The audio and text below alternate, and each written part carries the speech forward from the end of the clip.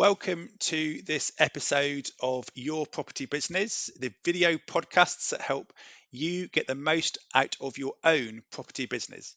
I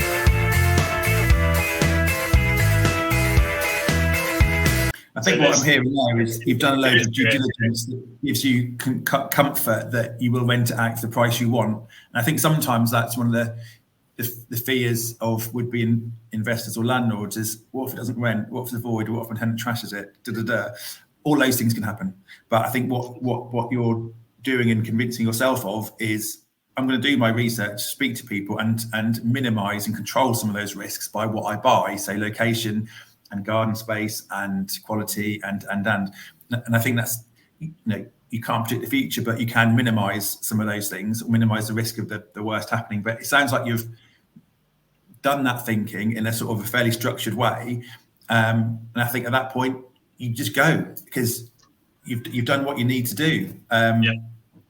It's not bought yet, it's not built yet, but it feels to me like you can see the end result having been here. You know what it's going to look like and feel like, and you'll make it happen. I've been visualizing this for 6 months, whilst I've been putting offers in. So it took me a little while to get to the point of that first offer. Between realizing that this is something I wanted to do, spending enough time, I watched a lot of YouTube, to get a good understanding of the market, the approach, what to look for. Then I spent a lot of time reading documentation around regulations, and then it got to the point of spending a lot of time looking at properties physically, both virtually and physically. And absolutely, that all comes down to due diligence. I put together my own, I'm a programmer, so I put together my own tool for analysing deals. Obviously, it's cool, it's a good pastime, but it's also really helpful in understanding what do people mean when they say return on capital employed? What do they mean when they say gross yield, net yield? What are they working that out based on? And so I can take those calcs, do it myself, and now I have got a really low level understanding of what all those figures mean, and that forms part of my due diligence. And the other thing, particularly with this project, or this first one, I say first, it's not our first, but it's our first one as Letterbox Property. We have outside investment in this project, which is amazing. Like, that's a really strong position to be in. But with that then comes with additional criteria. So if it were just me, I might be more willing to accept a higher risk project, one where we would be higher leveraged. We would maybe take on additional lending to inject cash up front and realise a greater uplift. Those types of projects are harder to come by. They are higher risk, but they are obviously higher reward. If you're buying something at a reduced price due to its condition, or there are problems to solve, you're putting in the cash to solve those problems, and then realizing the benefit off the back of it.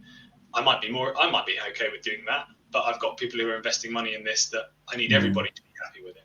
And so it became a real meticulous process to make sure that I knew exactly what we were getting into, and that every property I offered on, which was probably in the region of about 9 or 10 properties where enough of our criteria that I was willing to put an offer in. And to get to the point of, if this comes back as a successful accepted offer, I'm 99% sure that we're unless anything comes up in the surveys or whatever, I'm very confident in what we're going into, and that I think has been really helpful with regards to then talking about this to others who are also looking to do something similar.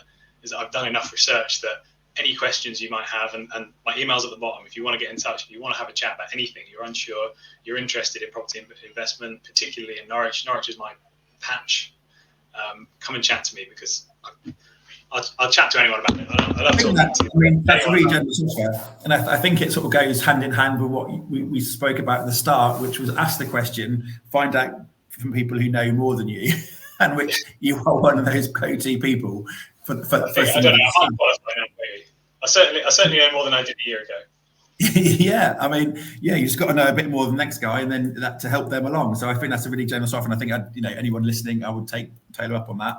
A coffee, as we often say in these circles, is a really helpful thing to do to move your network forward. Have a coffee, have a chat, and you'll learn more than you know more than you did when you went into the conversation.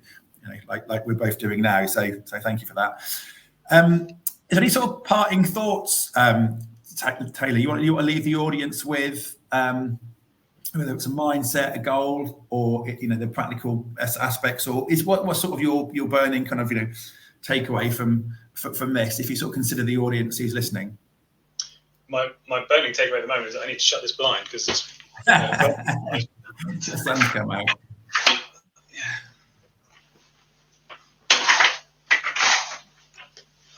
Don't worry, you can edit that out, I'm sure, Chris. I'll leave it in. It's funny. Great question. For anyone who might be watching, who is either in the early stages of their career, early stages of their property journey, I would love to get the message out there that it is possible. It takes a lot of determination and sometimes a lot of time, but it is absolutely possible what you can achieve. But also for anyone who's kind of on the fence, for anyone who's sort of thinking, well, maybe this might be something I do, I would look back to how I felt even, I don't know, 18 months ago, 2 years ago maybe. I would have never considered myself an entrepreneur. I had no intention at all of starting a business, of building a business myself in any way, shape or form. And in many ways, I'd fallen into the trap of being quite comfortable. I had a fantastic upbringing, but I certainly wasn't showered with cash and spoiled in that sense.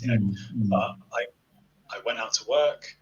I got a university education. I started a career, and I've been happy along the whole way. And then suddenly something changed when I had children. And I don't want that to be a warning to anybody, but more of like a sort of a notice that at some point in your life, your priorities may change quite significantly. And I suddenly found that I was no longer content to just sit there and be. And I suddenly had this drive and this motivation to go and do more. And that didn't happen until I was early 30s. So it may be the case that that may never have happened, but actually I feel fortunate that it did, and suddenly it's lit a fire that has led to Letterbox, which is amazing. And I talked to you about the position you're in with your lettings business, and I look at those people like yourself who have got to the point of being able to employ others, and I think that's incredible. To be able to offer somebody else employment as a result of what you're doing. That's incredible. There's actually there's two people who are local to Norwich, both of which I went to school with. You'll know one of them is Chris Starkings from Starkington Watson. Yeah. So he and I went to school together. Now, obviously, I'm friends with him on Facebook. I live next door to his cousin. We're sort of, it's Norwich. What Norwich is like. When I saw he had started his own lettings agency, this is obviously many years ago, I didn't really think anything of it. I thought, that's pretty cool, good for him, sort of thing. And now I look at it with a completely different perspective of like, he's absolutely smashing it. Like that's inspirational that somebody who's, quote unquote, like me, has gone through a similar journey and then they've started their own business, and not only that, but they're absolutely smashing it. Like, that's incredible.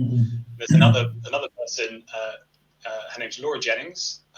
Again, went to school with her and Chris. We were all in the same class. This was many years ago.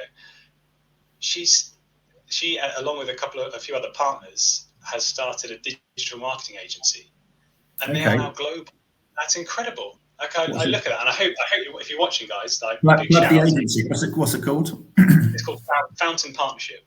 Oh, I know them. Yeah. Amazing success. Yeah, they're on Surrey Street. It's great because I work at the Surrey Street office, and I walk past every day. I walk past. I think, it's like, completely different mindset, outlook. To how I was a couple of years ago. Just didn't have any of that sort of entrepreneurial spirit or anything like that. Suddenly, there it was. So if you're in that position, don't worry. It may be that at some point in your life things will change, and you will suddenly have that motivation to go out and do more with yourself, with your prospects, with your business, whatever it might be. Well, amazing. That's a fantastic way to end. That's a really, really positive statement, Taylor, thank you very much indeed. I'm just going to sort of wrap up there, if that's okay. I would say to anyone listening, do take Taylor up on the kind offer of a coffee or an email or a chat. Your name will get after the conversation at the start. And just a final parting comment on this podcast. It is your property business. Do get the most out of it. Make it work for you.